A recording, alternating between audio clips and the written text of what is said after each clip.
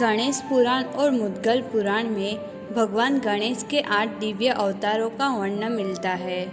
इन अवतारों का उद्देश्य संसार से अधर्म का नाश करना और धर्म की रक्षा करना था। आज हम विस्तार से जानेंगे भगवान गणेश के इन 8 अद्भुत रूपों की कथाएं। वक्रतुंड अवतार। भगवान गणेश्वर का वक्रतुंड नामक अवतार देव ब्रह्म का धारक है।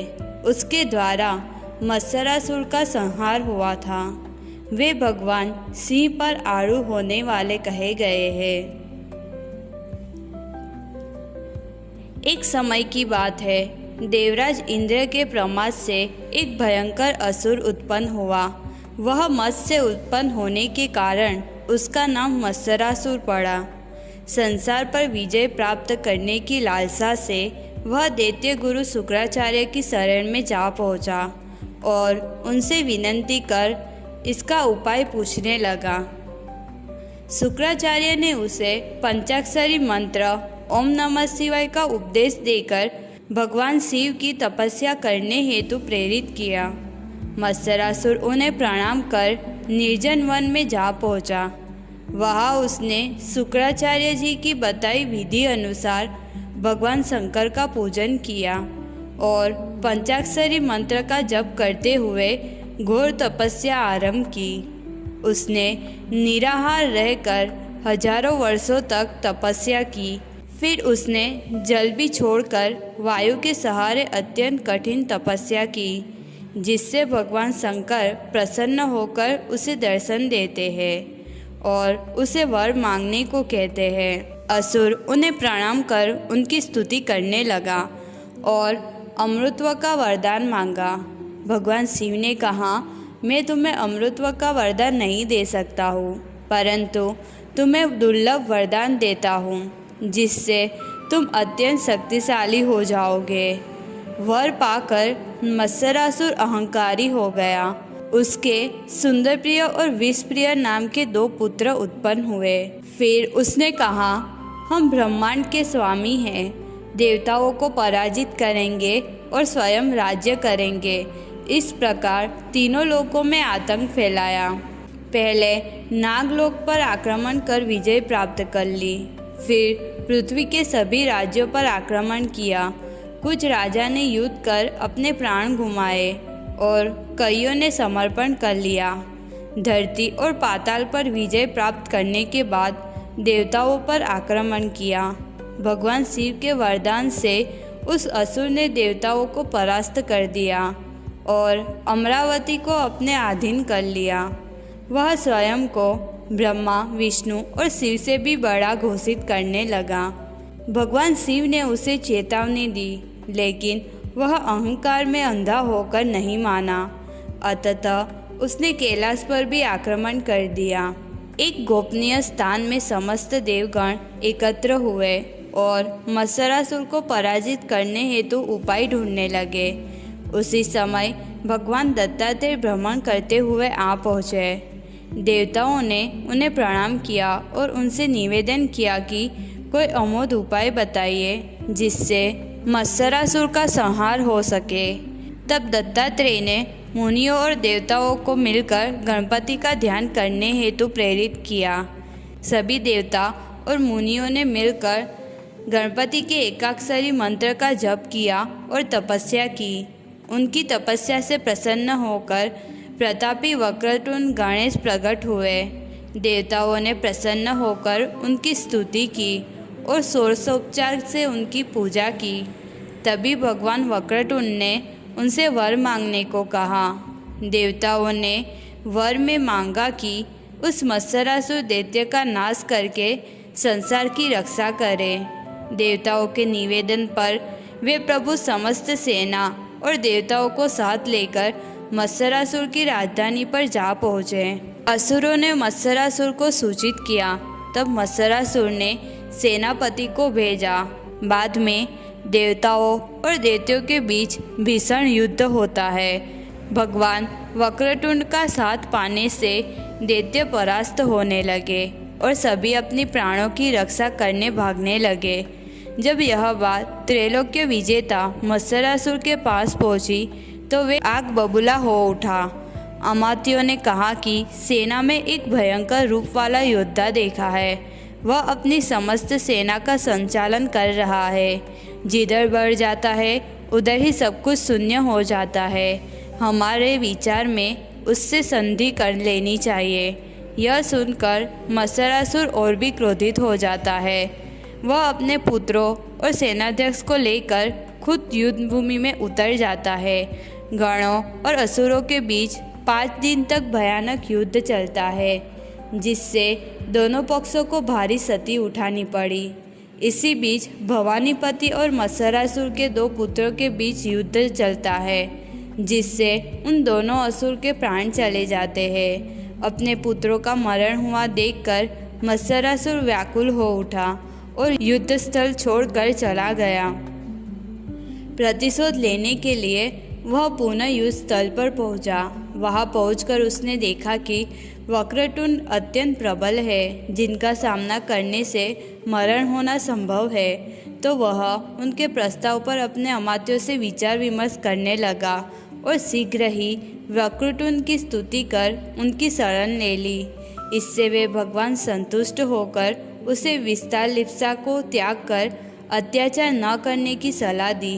मत्सरासुर ने तुरंत स्वीकार कर लिया और वक्रतुंड अंतर्धान हो गए। एकदंत अवतार। एकदंत संज्ञक अवतार देही ब्रह्म को धारण करने वाले हैं और मदासुर का संहारक है। उनका वाहन मूषक है। एक समय महर्षि च्यवन के प्रमाद से मद नामक असुर की उत्पत्ति हुई। उस असुर ने पूछा, प्रभु मैं कहाँ रहूं, क्या करूं? उन महर्षि च्यवन ने उसे पाताल लोक में शुक्राचार्य के पास जाने का निर्देश दिया।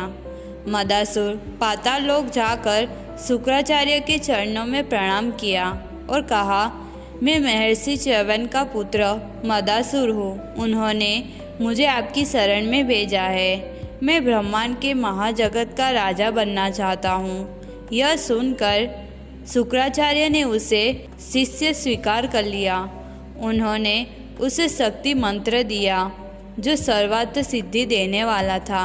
मदासुर नमस्कार करके वन गया और तपस्या करने लगा। बहुत वर्षों तक उसने कठोर तपस्या की। उसके चारों ओर वृक्ष एवं लताएं उत्पन्न हो गई। केवल हड्डियों का ढांचा बचा था। उसकी तपस्या से प्रसन्न होकर भगवती ने उसे दर्शन दिए।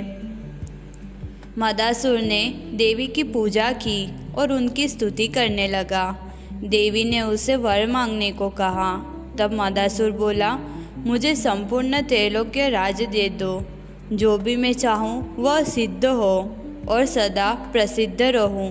देवी ने कहा, तुम्हें जैसा चाहिए वैसा ही होगा। फिर वे अंतर्ध्यान हो गए। मदासुर हर्षित होकर घर लौट गया। उसकी वैभव की बात सर्वत्र फैल गई। मदासुर ने प्रेमदासुर की कन्या सालसा से विवाह किया, जिससे उसके 3 पुत्र हुए, विलासी, लोलुप और धनप्रिय।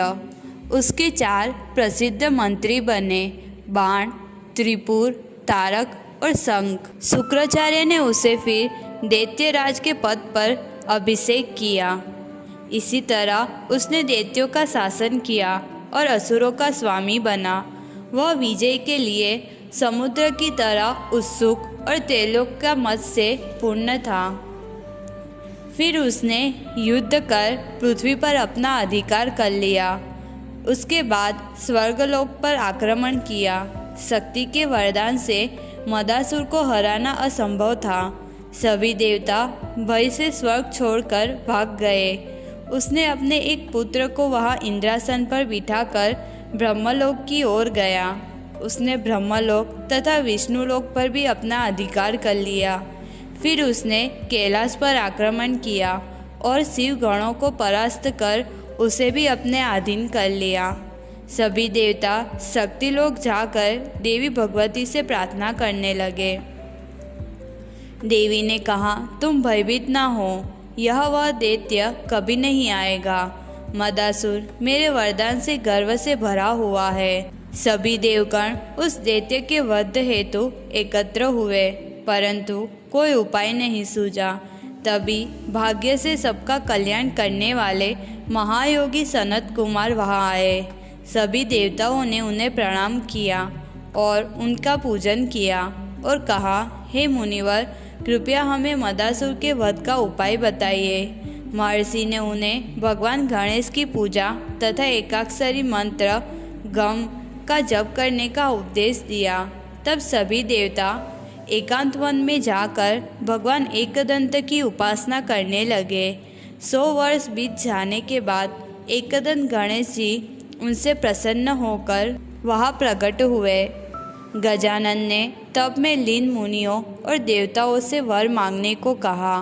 उनके दर्शन पाकर सभी प्रसन्न हो गए। सभी ने उन्हें प्रणाम कर उनका भक्ति से पूजन किया और स्तुति करने लगे। भगवान एकदंत गणेश इस स्तुति से प्रसन्न होकर उन्हें वर मांगने को कहते हैं। देवताओं ने उस दुष्ट मदासुर के वध का वर मांगा। गणेश जी ने तथास्तु कहकर अदृश्य हो गए। एक दिन नारद मुनि ने यह बात जाकर मदासुर से कही कि देवताओं ने 100 वर्षों तक तप किया और एकदंत ने तुम्हें मारने का वर दिया है। यह सुनकर मदासुर क्रोधित हो गया। उसने विचार किया, ब्रह्मांड में रहने वाले किसी से भी मेरी मृत्यु नहीं होगी, तो एकदंत कौन है, मैं उसे ही मार दूंगा। ऐसा सोचकर मदासुर ने असुरों की विशाल सेना बुलाकर देवताओं को मारने निकल पड़ा। उसने एकदंत की खोज में कई दिन बिताए। तभी एक दिन एकदंत मूषक पर सवार हो वहाँ प्रकट हुए। सभी असुर उन्हें देखकर चकित हो गए और कोलाहल मच गया। दैत्यराज ने एक दूत को सारा वृत्तांत जानने को भेजा। वह दूत गणेश जी के पास जाकर प्रणाम करके उनके विषय में पूछने लगा। तब एकदंत ने हंसते हुए कहा, मैं मदासुर का वध करने आया हूँ। मुझे एकदंत के नाम से जाना जाता है। तुम जाकर मदासुर को बताओ, यदि उसे जीवित रहना है तो मेरी शरण में आ जाए और देवताओं से द्वेष त्याग कर अपने नगर में निवास करे। दूत ने जाकर यह समाचार मदासुर से कहा। मदासुर ने यह सुनकर क्रोधवश भयंकर शस्त्र छोड़ा। गणेश जी ने यम के समान परशु उठाकर चला दिया। परशु ने मदासुर का शस्त्र काट दिया। समदस्य होकर दैत्यों को चारों ओर से मारने लगा। क्षण भर में ही सभी दैत्य मारे गए और मदासुर के हृदय में घाव कर दिया, जिससे वह गिर पड़ा। परशु वही स्थित रहा। उसने उस परशु को देखा और कहा कि ये तेजोमयी वस्तु क्या है जिसे मैं देख रहा हूँ पर छू नहीं पा रहा। यह अद्भुत है। उसे अपने किए पर विचार किया और भगवान गणेश की स्तुति करने लगा। एक शब्द माया का द्योतक है, जिससे यह विविध खेलों से भरा ब्रह्मयुक्त मोहयुक्त संसार उत्पन्न हुआ। दंत सत्ता का प्रतीक है, माया के संचालन का कारक। माया ब्रह्ममयी है, सत्ता उसका चालक है। उन दोनों के योग से ही गणेश एकदंत कहलाते हैं। मेरा सौभाग्य है, मुझे आपका दर्शन हुआ। मैं भी आप ही की शरण में जाऊंगा। भगवान एकदंत प्रसन्न होकर वरदान मांगने को कहा। मदासुर ने अपनी श्रद्धा भक्ति प्रदान का वर मांगा और एकदंत की आज्ञा अनुसार सभी लोगों को मुक्त कर पाताल में जाकर रहने लगा। महोदर अवतार। महोदर नाम से विख्यात गणेश जी का अवतार ज्ञान ब्रह्म का प्रकाश करने वाला है। उन मूषक वाहन को मोहासुर के वध करने वाला कहा जाता है। प्राचीन काल में तारक नामक एक दैत्य था। उसने ब्रह्मा जी की कठोर तपस्या कर त्रैलोक्य का राज्य पर अपना अधिकार कर लिया था। मुनियों, ब्राह्मणों, देवताओं उसके डर से छिपकर रहने लगे। बहुत तपस्या करने पर भी शिवजी के दर्शन नहीं हुए, क्योंकि उस समय वे समाधि में लीन थे। इसलिए सभी देवताओं ने शिवा की आराधना की। तब भगवती ने भिल्ली का वेश धारण किया, जो किशोरावस्था और मनमोहक लावण्य था। वह शिवजी के ध्यान स्थल जाकर इधर उधर घूमकर फूल चुनने लगी और अपने मोह के प्रभाव को बढ़ाती गई। इससे शिवजी का ध्यान टूट गया। उन्होंने आंखें खोल रूपवती यौवन से पूर्ण पार्वती को देखा। शंभु माया से अत्यंत मोहित हो गए। उसी अवस्था में शिवजी से एक महान पुरुष उत्पन्न हुआ। वह मोह का स्वरूप अत्यंत तेजस्वी सुंदर रूप वाला था। वह शुक्राचार्य के पास जाकर अपनी जन्म कथा सुनाई और शुक्राचार्य ने उसे शिष्य रूप में स्वीकार कर लिया। शुक्राचार्य ने उसे सूर्य की उपासना का उपदेश दिया। उसने एकांत वन में निराहार रहते हुए हजारों दिव्य वर्षों तक तप करता रहा। सूर्य उसकी तपस्या से प्रसन्न होकर वर देने आए। सूर्यवाणी सुनकर उस दैत्य ने हाथ जोड़कर प्रणाम किया और सूर्य की पूजा की तथा उनकी स्तुति करने लगा। उसने कहा, यदि आप वर देने आए हैं तो ऐसा वर दीजिए कि मेरी मृत्यु न हो। मुझे त्रैलोक्य का राज्य, आरोग्य युक्त शरीर, संग्राम में विजय और मेरी जो इच्छा हो वह सहज उपलब्ध हो। भगवान सूर्य ने उसे यह वर प्रदान कर अपने स्थल चले गए। दैत्य भी अपने घर लौटा और शुक्राचार्य को सारी कथा सुनाई। उसने एक विषयवास नामक नगरी का निर्माण किया। सभी दैत्य मोहासुर के अधीन हो गए। शुक्राचार्य ने उसका दैत्यराज पद पर अभिषेक किया। मोहासुर के 5 पुत्र उत्पन्न हुए। उनका नाम उग्र, क्रूर, मेघावी, शोचन और हरण था।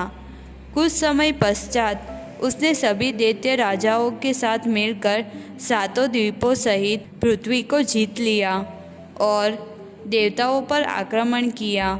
सभी देवता अपने शरीर की रक्षा हेतु वन में रहने लगे।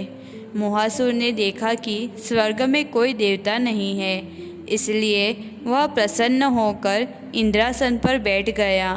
फिर वह दैत्यों सहित सत्यलोक में गया, लेकिन वहाँ ब्रह्मा जी नहीं मिले।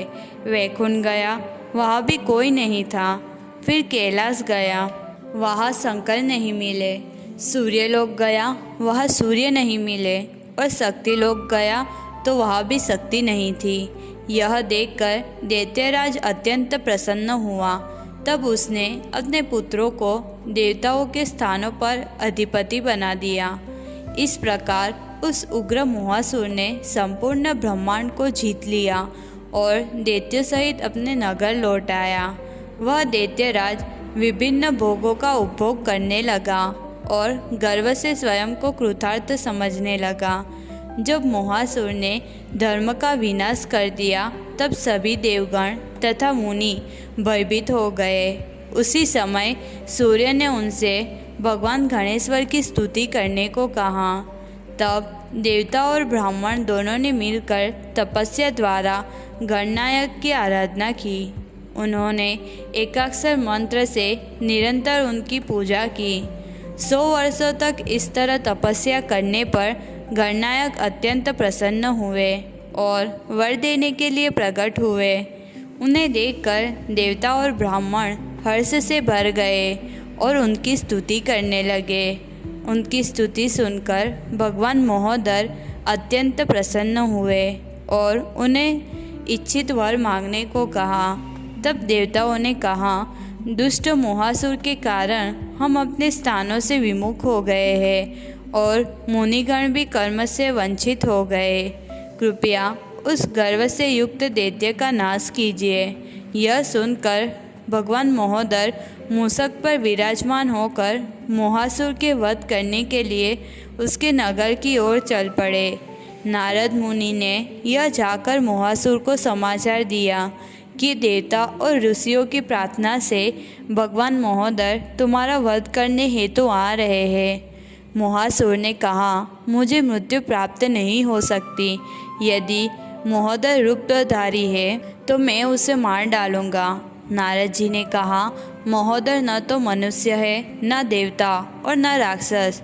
वेदों में जिसे नाम रूप से रहित ब्रह्म कहा गया है, वही अब पूर्ण नाम रूप से प्रकट होकर तुम्हें मारने आए हैं। तुम्हें उनकी शरण लेनी चाहिए। जहाँ संभव होता है वहाँ मोह नहीं टिक सकता। इतना कहकर नारद मुनि वहाँ से चले गए। महोदर शुक्राचार्य के पास गया और नारद जी की कही हुई बात सुनाई। तभी महोदर के दूत रूप से भगवान विष्णु वहाँ आए और भगवान महोदर की शरण लेने का उपदेश दिया। मोहासुर का ज्ञान के प्रकाश से मोह और गर्व भंग हो गया। मोहासुर शुक्राचार्य के साथ विष्णु के सहचर होकर गणेश की शरण में गया। वहाँ पहुंचकर उसने भगवान महोदर को प्रणाम किया और भक्तिभाव से पूजन किया। फिर हाथ जोड़कर स्तुति करने लगा। भगवान महोदर स्तुति से प्रसन्न होकर वर मांगने को कहा। मोहासुर ने उनके चरणों में दृढ़ भक्ति की याचना की। महोदर ने उसे इच्छित वर प्रदान कर वहाँ से अंतर्धान हो गए। गजानन अवतार। गणेश जी का जो अवतार गजानन से जाना जाता है, वह सांख्य योगियों के लिए सिद्धि को देने वाला है, क्योंकि वे सांख्य ब्रह्म के धारक हैं। उस अवतार में उन्होंने लोभासुर का संहार किया है। एक समय कुबेर कैलाश पर भगवान शिव जी के दर्शन करने गए। उन्होंने गिरिजा सहित भगवान शंकर को प्रणाम किया। जब उनकी दृष्टि पर्वत नंदिनी पार्वती पर पड़ी, जिनका सौंदर्य अनुपम और अंग अंग अलौकिक था, तब वे मोहाविष्ट हो गए। मायामयी शक्ति को देखकर वे कामदेव के बाणों से व्याकुल हो उठे और विह्वल होकर उन्हें निहारने लगे। जब शंकर प्रिया ने देखा कि कुबेर उन्हें काममय दृष्टि से देख रहे हैं, तो वे क्रोध से भर गई। उनकी आंखें तिरछी हो उठी और उसी क्षण कुबेर शोकाकुल हो गया। विह्वल शरीर से एक पुत्र उत्पन्न हुआ। कुबेर लज्जित हो गया और महेश्वरी पार्वती को प्रणाम कर अनेक स्तोत्रों से स्तुति करने लगा। तब जगदम्बा को स्वयं शंकर ने सांत्वना दी। उन्होंने उस बालक को पिंगाक्ष बनाकर पुत्र भाव प्रदान किया। जगदम्बा को लुभाने के उद्देश्य से वह उत्पन्न हुआ, अतः वह लोभ नाम से प्रसिद्ध हुआ। कुबेर उसे अपने घर ले गया। नारद मुनि पाताल लोक गए। उन्होंने देखा तारासुर को इंद्र ने पराजित कर दिया है। इसलिए नारद मुनि तारासुर को कुबेर का पुत्र लोभ को लाने की और उसका पालन करने की सलाह देते हैं। तारासुर अपनी माया शक्ति से उस बालक को ले आता है। कुबेर ने जब जाना कि लोभ का हरण कर लिया गया है, तब भी उसने मन में शोक नहीं किया, केवल अशुभ संकेत माना। तारासुर उसका बड़े हर्ष से पालन करने लगा। 5वें वर्ष में शुक्राचार्य ने उसे वेद सिखाए। पूर्ण सिद्धि का उपाय पूछने पर शुक्राचार्य ने उसे पंचाक्षरी मंत्र का उपदेश दिया। वह वन में जाकर हजारों दिव्य वर्ष तपस्या की। उसकी तपस्या से प्रसन्न होकर भगवान शंकर पार्वती सहित वहाँ आए। वह दैत्य समाधि में लीन था, इसलिए शंभु ने जल छिड़क कर उसे सचेत किया। लोभासुर फिर प्रसन्न चित्त होकर शंकर को प्रणाम करता है और उनकी स्तुति करता है। महादेव ने उसे वर मांगने को कहा। तब लोभासुर ने ब्रह्मांड का राज्य, ऐश्वर्य और स्वास्थ्य मिले, मृत्यु कभी भी उसे स्पर्श न कर सके और वह सदा आनंद में रहे, ऐसा वर मांगा। भगवान शंकर तथास्तु कहकर वहाँ से अंतर्धान हो गए। लोभासुर का विवाह तृष्णा के साथ होता है। फिर असुरों के साथ मिलकर भव्य नगर बनाया। शुक्राचार्य उसे असुरराज पद पर अभिषिक्त करते हैं। फिर वह सभी दैत्यों के साथ मिलकर पृथ्वी विजय की योजना बनाता है। संग्राम में असुरों ने कई राजाओं को मार दिया, कई भाग गए और कुछ शरणागत हो गए। इस तरह सारी पृथ्वी पर असुरों का प्रभुत्व स्थापित हुआ। फिर उसने स्वर्ग पर आक्रमण करने की नीति बनाई।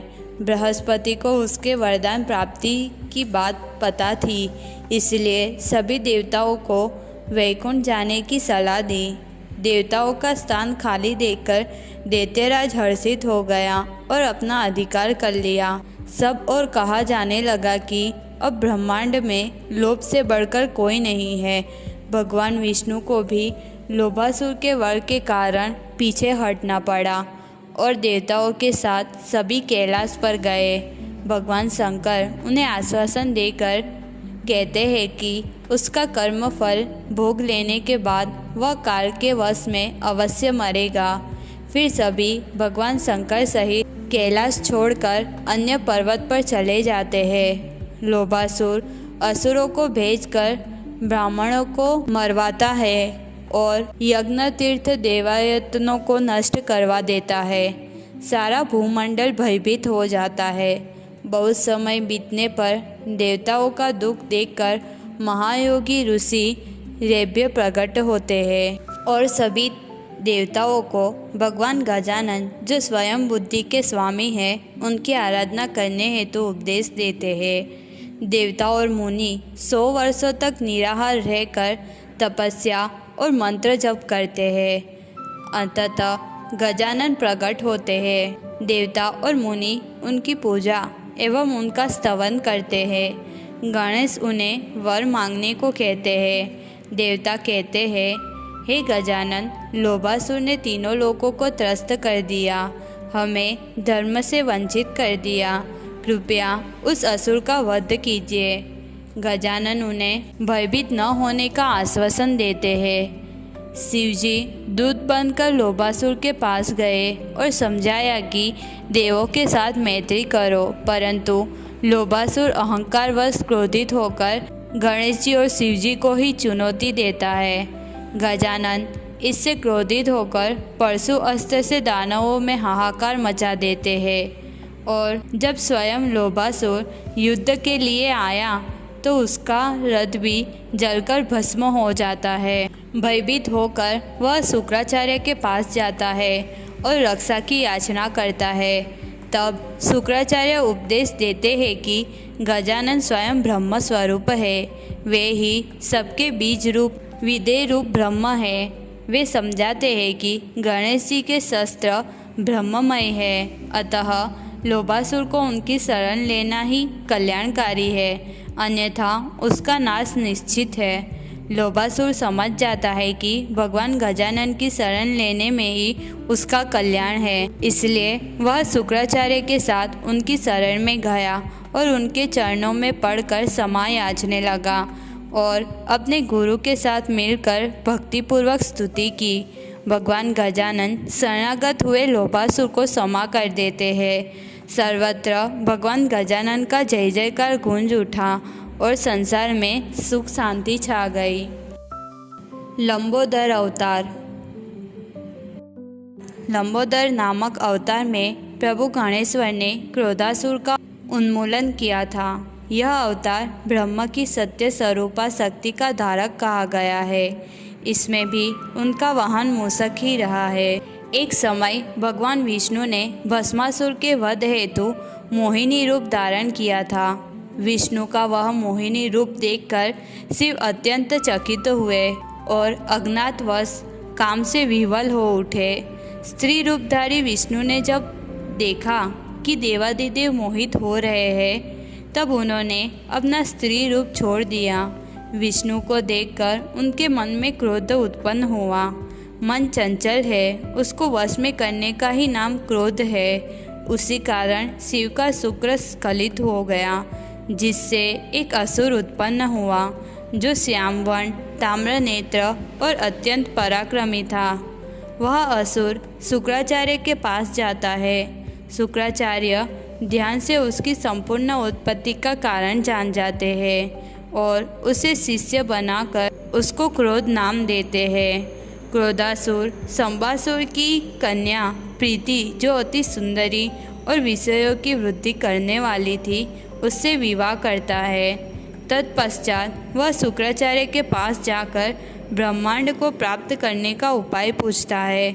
शुक्राचार्य उसे सूर्य का महान मंत्र प्रदान करते हैं और तप करने का आदेश देते हैं। क्रोधासुर वन में जाकर एक पेड़ पर खड़ा होकर उस उत्तम मंत्र का जप करता रहा। बिना आहार के सहस्त्र दिव्य वर्षों के बाद सूर्यदेव प्रसन्न होकर प्रकट हुए और वर मांगने को कहा। असुर ने उन्हें प्रणाम कर उनकी स्तुति की। बाद में कहने लगा, उत्पत्ति, स्थिति और संहार करने वाले देवता से मेरी मृत्यु ना हो, संपूर्ण चराचर जगत पर मेरा राज्य हो, मुझसे बढ़कर कोई ना हो। यह भयानक वचन सुनकर सूर्य चकित हुए। उसे वरदान देकर वे सूर्यलोक चले गए। उसने घर लौट आवेश नामक एक नगर बनाया और शुक्राचार्य ने उसे दैत्यराज बनाया। कुछ समय बीत जाने पर क्रोधासुर अहंकार से परिपूर्ण होकर सभी दैत्यों को बुलाकर भूमंडल के राजाओं को जीतने का निश्चय करता है। कुछ राजा भय से शरण ले लेते हैं और कुछ युद्ध में प्राण गंवाते हैं। इस प्रकार उन्होंने पृथ्वी को जीतकर 7 सागरों सहित उसका उपभोग किया। तत्पश्चात क्रोधासुर ने पाताल लोक पर अधिकार कर लिया और अमरावती की ओर गया। जब बृहस्पति के साथ इंद्र को यह समाचार मिला, तब वे सब गुफा में छिप गए। इस प्रकार अमरावती भी क्रोधासुर के वश में आ गई। सत्यलोक से ब्रह्मा, वैकुंठ से विष्णु और कैलाश से शिव सभी छिप जाते हैं और क्रोधासुर उन सब पर अपना अधिकार कर लेता है। इस तरह क्रोधासुर ने त्रैलोक्यों पर शासन किया और मित्रों को सुख दिया। स्त्रियों, मांस और मदिरा में आसक्त होकर वह विषय प्रिय हो गया। समय का ज्ञान नहीं कर सका और काल से ठगा गया। सभी देवता क्रोधासुर के भय से कांपने लगे। तभी वहाँ श्रेष्ठ मुनि वशिष्ठ आए और देवताओं को गणेश जी की उपासना करने का उपदेश दिया। महामुनियों तथा देवताओं ने उपवास कर सहस्त्र वर्षों तक तपस्या की, जिससे लंबोदर भक्ति से प्रसन्न होकर वहाँ प्रकट हुए। देवर्षियों ने उन्हें देख दंडवत प्रणाम किया और उनकी स्तुति की। लंबोदर उनकी स्तुति से प्रसन्न होकर वर मांगने को कहा। देवताओं ने उस क्रूर पराक्रमी क्रोधासुर के वध का वर मांगा। लंबोदर तथास्तु कहकर अंतर्धान हो गए। एक बार क्रोधासुर सभा में बैठा था, तभी वहाँ आकाशवाणी हुई कि लंबोदर गणेश मुनियों और देवताओं के साथ मिलकर तेरे वध के लिए प्रार्थित किए गए हैं। वे तुझे मारकर जगत को सुखी कर देंगे। यह सुनकर क्रोधासुर मूर्छित होकर भय से व्याकुल हो गया। तब सभी दैत्यों ने उसे वरदान की याद दिलाई। तब अत्यंत प्रसन्न होकर क्रोधासुर स्वयं युद्ध के लिए विशाल सेना लेकर रण क्षेत्र में गया। देवर्षियों ने लंबोदर की स्तुति की। तभी वहाँ लंबोदर प्रकट हुए। लंबोदर को देखकर क्रोधासुर भयभीत हो गया। फिर वे क्रोध से भरकर परस्पर लड़ने लगा। 3 दिन तक वह घोर युद्ध चलता रहा, जो सबको भय देने वाला था।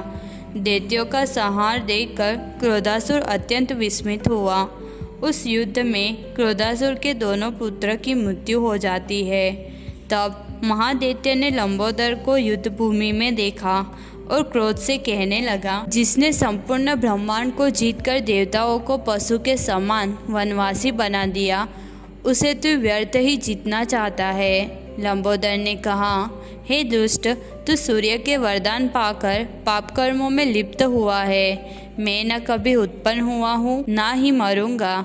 मैं ब्रह्म स्वरूप हूँ, सदैव आनंद में स्थित हूँ। तू मन और वाणी से रहित उस ब्रह्म को कैसे जीतेगा?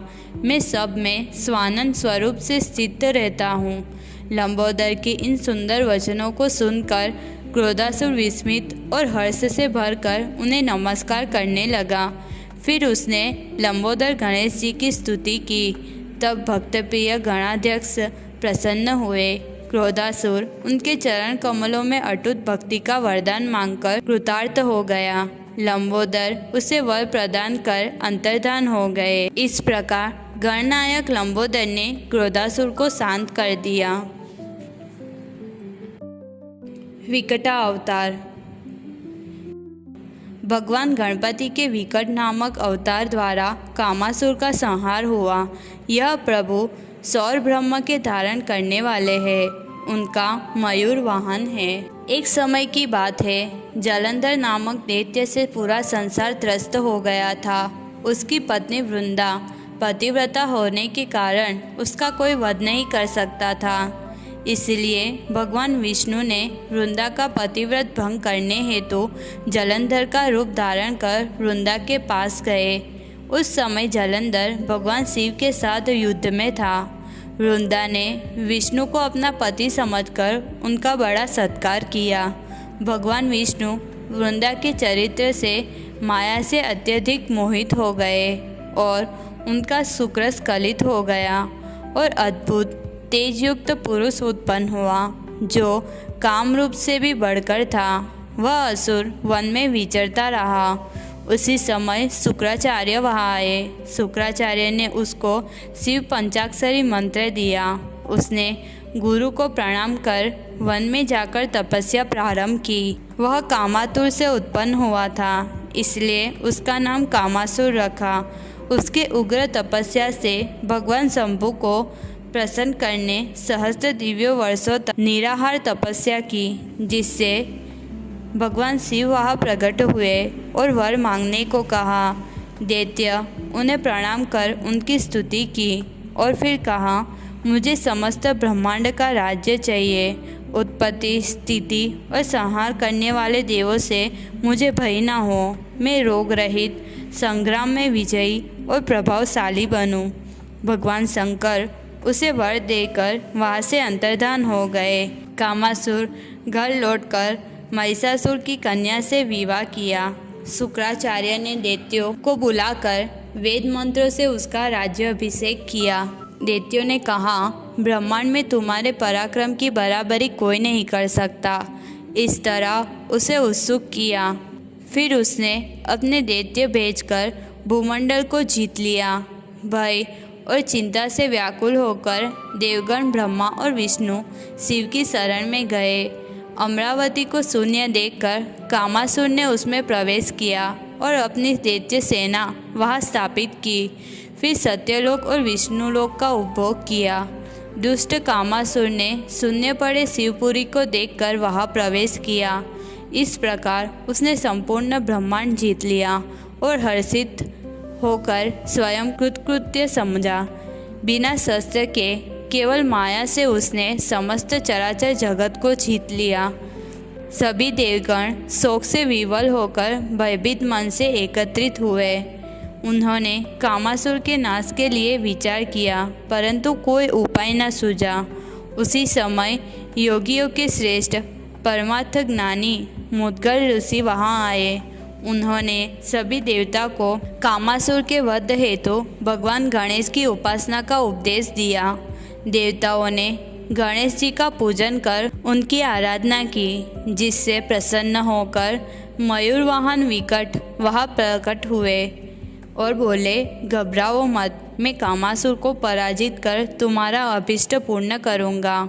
जब कामासुर को यह समाचार प्राप्त होता है तो वह क्रोधित हो जाता है। फिर अपनी विशाल दैत्य सेना को लेकर देवगण तथा मुनियों पर आक्रमण कर देता है। उसके प्रहार से भयभीत होकर सभी भगवान विकट की स्तुति करने लगे। उसी समय भगवान गणेश मयूर पर सवार होकर रण क्षेत्र में आते हैं और दैत्यों का संहार करने लगे। यह देख कामासुर क्रोधपूर्वक बोला, अरे मूर्ख, तू यहाँ प्राण गंवाने के लिए क्यों आया है? अपने प्राणों की रक्षा करनी है तो यहाँ से चला जा।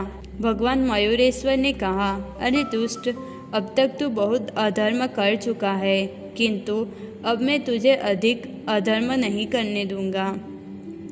मैं सभी अधर्म और अधर्मियों का अच्छेद करने वाला हूँ तथा धर्म का संस्थापक हूँ। तेरे प्राणों की रक्षा करनी हो तो मेरी शरण में आ जा। कामासुर का क्रोध बढ़ गया और उसने अपनी गदा उन मयूरवाहन गणेश्वर पर फेंकी, किंतु वह गदा भगवान के चरणों के समीप जा गिरी। दूसरी बार पुनः उसने एक शक्ति का सेवन किया, उसके भी यही दशा हुई।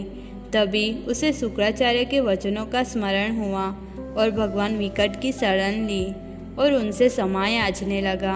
भगवान गणेश्वर ने भी कृपापूर्वक उसे अपनी भक्ति प्रदान की। विघ्नराज अवतार। भगवान गणपति का जो विघ्नराज नामक अवतार है वह शेष वाहन कहा जाता है। वह ममतासुर का संहारक और विष्णु ब्रह्मा के वाचक है। प्राचीन काल की बात है, पार्वती ने कठोर तप करके भगवान शंकर को प्रसन्न कर उनसे विवाह किया था। किसी समय पार्वती अपनी सखियों से घिरी हुई खड़ी थी। सखियाँ बोली, हे देवी, तुम धन्य हो, क्योंकि मानिनियों के बीच तुमने शंकर को जीत लिया। तुम्हारे तप से रक्षित होकर शिव अब तुम्हारे अधीन हो गए। यह सुनकर जगदम्बा अत्यंत अभिमान युक्त हो गई और वहीं पर हंसी करने लगी। यह बड़ा आश्चर्यजनक दृश्य था। उस हंसी से एक पुरुष उत्पन्न हुआ जो कामदेव के समान सुंदर था। उसे देखकर देवी विस्मित हो गई और पूछा, तुम कौन हो? यहाँ कैसे आए हो? किस उद्देश्य से आए हो? उस पुरुष ने कहा, हे महान दायिनी, मैं तुम्हारी हंसी से उत्पन्न पुत्र हूँ। मुझे आज्ञा दो, मैं तुम्हारे सभी कार्य करूँगा। पार्वती ने कहा, मैंने पुण्य मान किया था, उसी से तुम प्रकट हुए हो, अतः से तुम्हारा नाम मम हो। तुम मेरे पुत्र हो और सदैव मान परायण रहो। तुम गणेश की भक्ति करो, उनके प्रसाद से तुम संपूर्ण विश्व में विख्यात हो जाओगे। वह माता को प्रणाम करके वन में तप करने चला गया। तभी दैत्यराज संबर काल की प्रेरणा से वहाँ आया। मम ने उसे आने का कारण पूछा।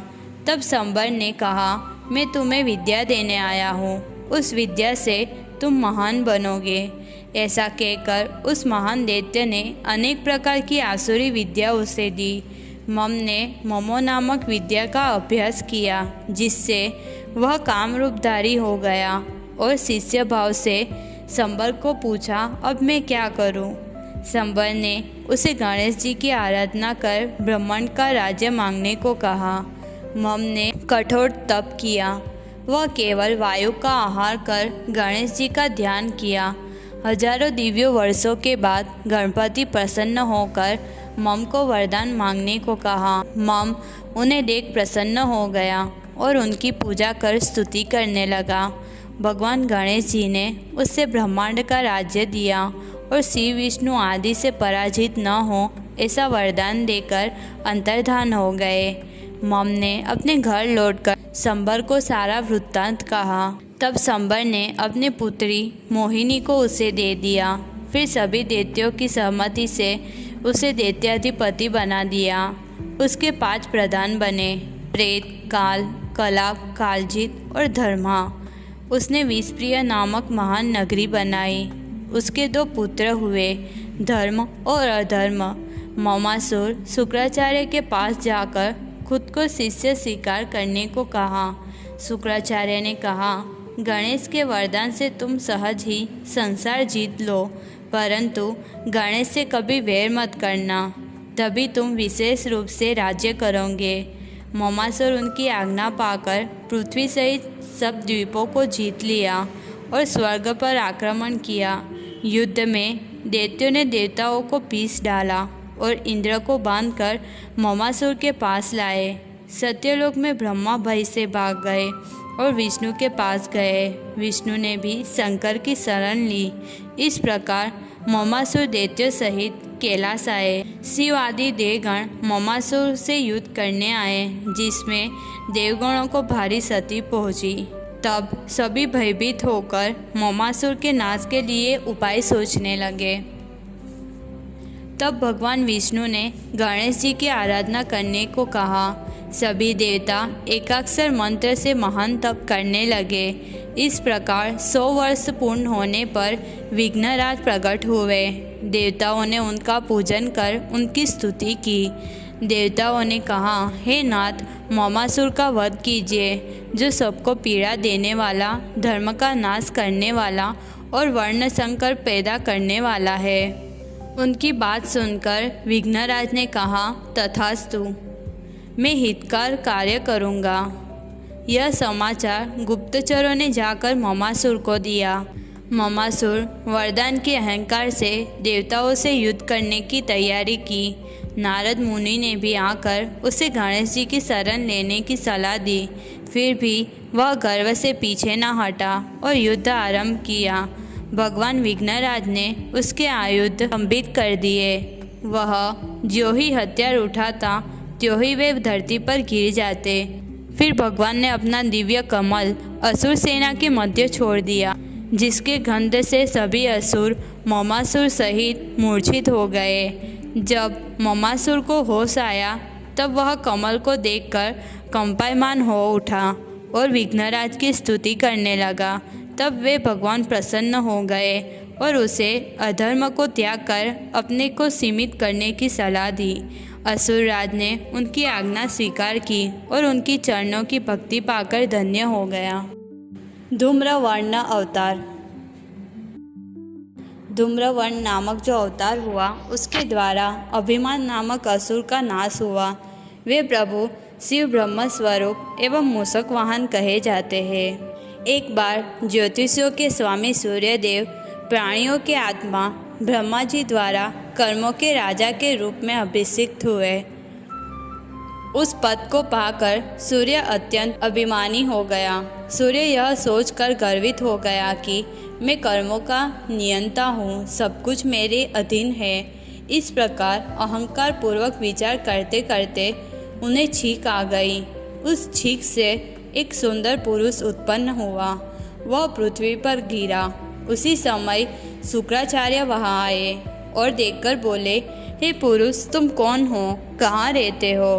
पुरुष ने कहा, हे द्विश्रेष्ठ, मैं सूर्य पुत्र हूँ, उसके छींक से उत्पन्न हुआ हूँ। आपने दया भाव से मुझसे पूछा, इसलिए मैं आपका अधीन रहूँगा। मुझे आदेश दीजिए। शुक्राचार्य ध्यान द्वारा जानकर उसे कहते हैं, तुम अहम भाव से उत्पन्न हुए हो, इसलिए तुम्हारा नाम अहम है। ऐसा कहकर शुक्राचार्य ने उसे विधिपूर्वक गणेश मंत्र देकर तप करने को कहा।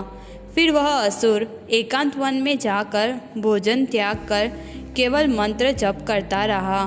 शीत, उष्ण, वायु और वर्षा सहन करता हुआ उसने विघ्नपति को प्रसन्न किया। 1000 वर्षों के बाद दिव्य गजानन प्रसन्न भाव से प्रकट हुए। उस दैत्य ने भगवान गणेश की पूजा कर उनकी स्तुति की और मांगा कि मुझे माया विकारों से युक्त मृत्यु न हो। ब्रह्मांड का राज्य, आरोग्य, विजय, युद्ध में अतुलनीय पराक्रम और अमोघ अस्त्र दीजिए। गणनायक तथास्तु कहकर अंतर्धान हो गए। वह प्रसन्न होकर घर लौट गया और शुक्राचार्य तथा सभी दैत्यों को सारा वृत्तांत कहा। शुक्राचार्य ने उसे असुरराज बनाया। उसके 5 प्रधान मंत्री बने, शंख, वेदज्ञ, काल, पैसून और अधर्म। शुक्राचार्य ने अपनी पुत्री प्रमादा की कन्या ममता उसे पत्नी रूप में दी। उसके 2 पुत्र हुए, गर्व और श्रेष्ठ। शुक्राचार्य की आज्ञा लेकर वह ब्रह्मांड पर अधिकार करने अपनी विशाल दैत्य सेना लेकर युद्ध के लिए निकल पड़ा। फिर उसने अपने पराक्रम से पृथ्वी तथा पाताल को अपने अधीन कर लिया। सभी दैत्यों ने स्वर्गलोक पर आक्रमण किया। देवताओं उसके वरदान के भय से ब्रह्मा जी के पास गए। फिर वे कैलाश गए और वहाँ से उन्होंने विष्णु की शरण ली। तब अहंकासुर को यह बात पता चली और अपनी सेना को लेकर वैकुंठ पहुँच गया। और धनुष उठाकर मंत्रों से सन्नद्ध होकर अग्निमय अस्त्र छोड़ा। वह अस्त्र प्रज्वलित होकर 10 दिशाओं को दग्ध करने लगा। उसमें वैकुंठ और सभी देवताओं जलने लगे। तब व्याकुल हो देवताओं ने वरुणास्त्र छोड़ा, परंतु वह अग्नि शांत नहीं हुई। वरुण, चंद्रमा, शक्ति, शिव, विष्णु सभी के प्रयासों करने के बाद भी वह अग्नि शांत न हुई, क्योंकि वह अंकासुर की माया से अग्नि द्रुत से मिश्रित होकर और भी प्रज्वलित हो गई थी। सभी देवता वहाँ से भागकर गुफा में चले गए। वह असुरराज ब्रह्मांड सहित लोकों पर शासन किया और गर्व से सोचा कि मेरे समान भाग्य और तेज वाला कोई नहीं है। वह पर स्त्रियों का लालची हो गया तथा मद्य और मांस का अत्यधिक सेवन करने लगा। गणेश जी को त्याग कर दुष्टात्मा पाप कर्मों में लिप्त हो गया। उसने गणेश जी की मूर्तियों को नष्ट कर अहंकार की प्रतिमाएं स्थापित करवाई। तब देवता और मुनि उपवास करके उसके विनाश का उपाय विचार करने लगे। उसी समय ब्रह्मा जी ने उन्हें गजानन का ध्यान व तप करने का उपदेश दिया। सभी देवता निराहार होकर एकाक्षर मंत्र से गणेश जी का तप करने लगे। 100 वर्ष बीतने पर गणनायक ने प्रसन्न होकर उन्हें दर्शन दिए। सभी देवताओं ने उनका पूजन तथा स्तुति की और अहंकासुर के वध का वर मांगा। तब गणेश जी ने तथास्तु कहकर अंतर्धान हो गए। रात्रि में धूम्रवर्ण स्वयं दैत्यराज के स्वप्न में आए और सब ओर से भय प्रदान किया। उसने अपने स्वप्न की बात असुरों को बताते हुए कहा, मैंने स्वप्न में भयानक दृश्य देखा। धूम्रवर्ण गणेश क्रोधयुक्त हुए। क्रोध से उत्पन्न अग्नि ने मेरे नगर को जला डाला। मेरे अस्त्र शस्त्र सब निष्क्रिय हो गए। उस महात्मा ने मुझे पराक्रमहीन बना दिया। असुर बोले, हे दैत्येश्वर, व्यर्थ चिंता मत करो। तुम्हारे वरदान के प्रभाव से तुम निर्भय हो। गणाधीश की आज्ञा पाकर नारद मुनि अहंकारसुर को देवताओं के वरदान का संदेश दिया। अहंकारसुर ने देवताओं सहित धूम्रवर्ण को मारने का निश्चय किया। यह सुनकर गणेश क्रोधित हुए और स्वयं देवताओं के साथ युद्ध के लिए प्रस्थान किया। अहंकारसुर भी अपनी सेना लेकर रणभूमि में आया। भगवान धूम्रवर्ण ने भयंकर पास छोड़ा। वह अस्त्र अनंत रूप लेकर प्रकट हुआ और क्षण भर में असुरों को पकड़कर कंठ में कस दिया। नगर में हाहाकार मच गया। उस पास से उसके दोनों पुत्र की मृत्यु हो जाती है। अहंकारसुर ने पास को काटने के लिए अस्त्र छोड़ा, परंतु पास के तेज से वे अस्त्र भी जल गए। भयभीत होकर असुरराज घर भागा और गुरु के पास जाकर सारा वृत्तांत कहा। शुक्राचार्य ने उसे भगवान गणेश की महानता का बोध दिया। तब उसे अपनी भूल का अनुभव हुआ और भगवान गणेश की स्तुति करने लगा। भगवान गणेश उसकी स्तुति से प्रसन्न होकर उसे क्षमा कर देते हैं। अहंकारसुर उनकी भक्ति प्राप्त करके चला गया।